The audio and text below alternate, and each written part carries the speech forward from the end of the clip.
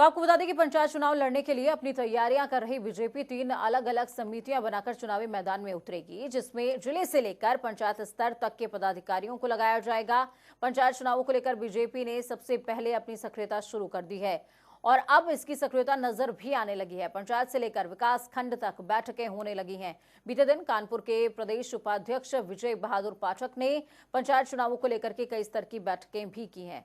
तो जिस तरीके से मुस्तैदी से तैयारी बीजेपी की नजर आ रही है, ये काफी अहम है। और पंचायत चुनावों को लेकर के कितनी गंभीर है भारतीय जनता पार्टी, इस बात की तरफ इशारा भी ये करता है कहीं ना कहीं। चलिए, संजीव हमारे साथ लाइव जुड़ चुके हैं राजधानी लखनऊ से। संजीव, क्या कुछ अपडेट आपके पास अभी तक का?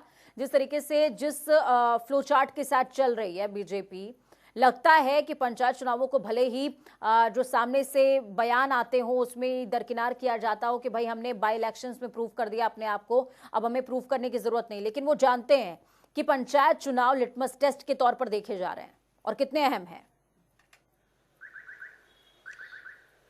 बिल्कुल, देखिए, पंचायत चुनाव के बहाने पूजा जी भारतीय जनता पार्टी 2022 के विधानसभा चुनावों को साधने की कोशिश में है। उत्तर प्रदेश में 3 स्तरीय कमेटियां बनाई गई हैं। न्याय पंचायत स्तर पर, विकास खंड स्तर पर और जिला स्तर पर कमेटियां बनाई गई हैं। जिले के तमाम जिला के पदाधिकारी उसमें शामिल होंगे, लेकिन इस विजय बहादुर पाठक को इसका प्रदेश का प्रभारी बनाया गया है। कई बैठकें हो चुकी हैं। आज चुनाव आयोग भी, उत्तर प्रदेश का निर्वाचन आयोग 4:30 बजे संवेदनशील, अति संवेदनशील और किस बूथ पर कितनी फोर्स तैनात की जाए, इसको लेकर बैठक करेगा।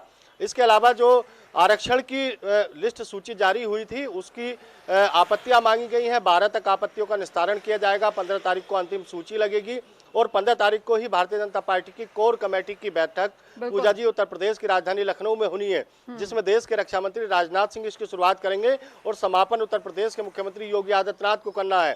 तो भारतीय जनता पार्टी पंचायत चुनावों को लेकर कितनी गंभीर है, इसके पीछे हमें पश्चिमी उत्तर प्रदेश का किसान आंदोलन भी देखना पड़ेगा पूजा जी, क्योंकि भारतीय जनता पार्टी को लगता है कि किसानों की नाराजगी कहीं पंचायत चुनाव में भारतीय जनता पार्टी को भारी न पड़ जाए। क्योंकि अमूमन पंचायतों की बात करें तो तैयारियां, जमीनी स्तर पर तैयारियां यहाँ पर सबसे पहले बीजेपी द्वारा शुरू कर दी गई हैं और ये हमेशा से ही रहता है भारतीय जनता पार्टी का अंजलि, कि वो चाहे चुनाव उनके छोटे हो या बड़े, तैयारियां बड़ी 4 साल के कामों को लेकर पंचायत चुनावों में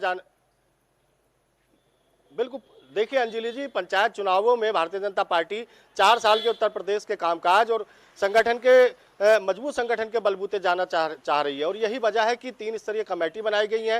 हालांकि बहुजन समाज पार्टी की नेता मायावती ने भी ट्वीट किया था कि पंचायतों के चुनावों में अपनी ताकत आजमाने का काम करेगी। समाजवादी पार्टी भी पंचायत चुनाव लड़ने का ऐलान कर चुकी है। पंचायतों में अमूमन समाजवादी पार्टी का ही ज़्यादातर कब्जा है, क्योंकि 2012 से लेकर 2017 तक समाजवादी पार्टी की सरकार थी, अखिलेश यादव मुख्यमंत्री थे, तो कहीं ना कहीं सत्ता का लाभ मिलता है पंचायतों में और यही वजह थी कि पंचायतों पर ज़्यादातर काबिज समाजवादी पार्टी है। और भारतीय जनता पार्टी को लगता है कि 2022 के विधानसभा चुनावों से पहले भाजपा के लिए बड़ा मौका है और पंचायतों पर जो लाल रंग है समाजवादी पार्टी का, उसको उतारकर भगवा रंग फहराने की तैयारी में भारतीय जनता पार्टी है। चलिए, ठीक है, बहुत बहुत शुक्रिया संजीव हमारे साथ जुड़ने के लिए, हम जानकारी ग्राउंड जीरो से साझा करने के लिए।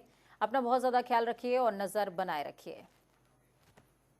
उधर बसपा की मुखिया मायावती ने दरअसल पंचायत चुनाव मिशन 2022 और साथ ही तैयारियों को लेकर संगठन में फेरबदल किया है और सोमवार को पार्टी के मुख्य सेक्टर प्रभारियों के दायित्वों में बड़ा बदलाव किया गया है। कई मुख्य सेक्टर प्रभारियों के कार्यक्षेत्र में बदलाव किया गया है। मुख्य मंडल प्रभारियों के सहयोग के लिए जिला सेक्टर प्रभारी लगाए गए हैं। लखनऊ में मायावती ने गोरखपुर, बस्ती, आजमगढ़ और देवीपाटन, अयोध्या और प्रयागराज मंडल के पदाधिकारियों के साथ बसपा मुखिया की हुई बैठक में संगठन में हुए बदलाव, यहाँ पर कई बदलाव जो हैं वो किए हैं। और जैसा कि पूजा बता ही रही थी कि इस तरीके के चुनाव अगर विधानसभा चुनाव से पहले होते हैं तो वो लिटमस के तौर पर देखे जाते हैं। बिल्कुल, तो वरिष्ठ सहयोगी हमारे जुड़ चुके हैं हमारे साथ में फोन लाइन पर। विवेक जी, जिस तरीके से तब्दीलियां बसपा के अंदर देखने को मिल रही है, हालांकि जिस तरीके से सामाजिक मुद्दे सामने आए उसमें ट्विटर वॉर ही करती रही मायावती, लेकिन अब चुनाव नजदीक आ रहे हैं तो ऐसे में मायावती का ये जो इनिशिएटिव है ये काफी कुछ संकेत दे रहा है। मतलब अगर ये समझा जाए कि वो रेस से बाहर हैं तो वो तस्दीक कर रही हैं कि नहीं, हम रेस से बाहर नहीं है और हम आमूल चूल परिवर्तन करने के लिए उद्ग्रद भी हैं।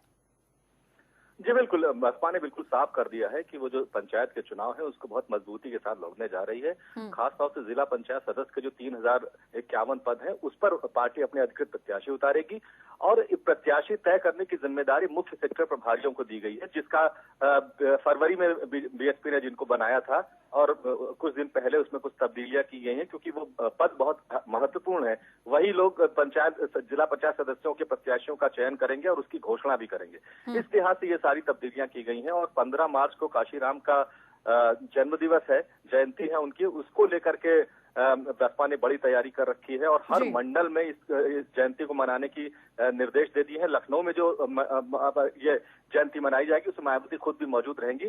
तो काशीराम की जयंती से बीएसपी का जो एक तरह से कहे प्रचार अभियान पंचायत चुनाव के लिए वो शुरू हो जाएगा और उसके पहले जो ज्यादातर जो प्रत्याशी हैं जिला पंचायत सदस्यों के वो घोषित कर दिए जाएंगे। बिल्कुल बिल्कुल, जाहिर तौर पर ये बदलाव जो है वो दूरगामी, इसके परिणाम जो है वो देखने को मिलेंगे, ऐसी संभावना, ऐसी उम्मीद है। यहाँ पर बसपा को बहुत बहुत शुक्रिया विवेक तिवारी जी आपका इस तमाम जानकारी के लिए।